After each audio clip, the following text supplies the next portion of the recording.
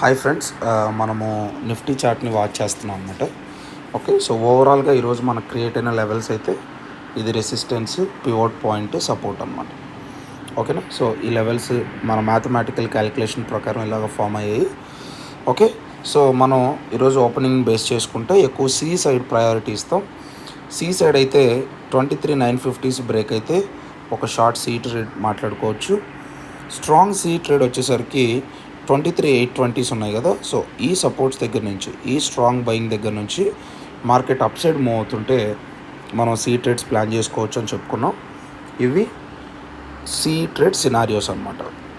Okay, so ఇంకా P trade వైపు మార్కెట్కి మనం చూడాలి అంటే ఈ సపోర్ట్స్ అని చెప్పుకుంటున్నాం కదా, ఈ స్ట్రాంగ్ సపోర్ట్స్ కానీ మార్కెట్లో ఫెయిల్ అవుతుంటే ఓకేనా, సో అప్పుడు మనం ఇక్కడ పీ ట్రేడ్స్ని ప్లాన్ చేసుకోవాలనేది ఈరోజు ప్లాన్ ఆఫ్ యాక్షన్ అనమాట మనకి.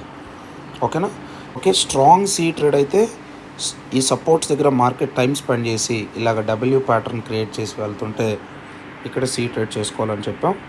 ఓకే, సో ఈ ఏరియాస్లో అయితే C trade 1 first C trade చేసుకోవచ్చు అని చెప్పి మాట్లాడుకున్నాం. మార్కెట్ అయితే ప్రస్తుతానికి డౌన్ సైడ్ మూవ్ అవుతూ ఉందన్నమాట. మనకి ఇక్కడ ఏ ట్రేడ్స్ కూడా ఇంకా ఇనిషియేట్ చేయలేదన్నమాట. ఎందుకంటే ఈ సి ఆపర్చునిటీ రాలేదు, ఈసీ ఆపర్చునిటీ రాలేదు, ఈపీ ఆపర్చునిటీ కూడా ఎక్కడ మనకి ఇంకా ఆపర్చునిటీ రాలేదు. కాబట్టి మనం వెయిట్ చేస్తున్నాం. ఒకవేళ స్కాల్పింగ్ టైప్ ఆఫ్ ట్రేడ్ అయితే ఒక చిన్న ట్రేడ్ ఏరియాస్లో మనం ప్లాన్ చేసుకోవచ్చు. బట్ 185 ఎక్కడ బ్రేక్ అవుతుంటే అక్కడ ఒక ట్రేడ్ తీసుకుంటే మనకు చాలా బాగా యూస్ఫుల్ అవుతుంది అన్నమాట.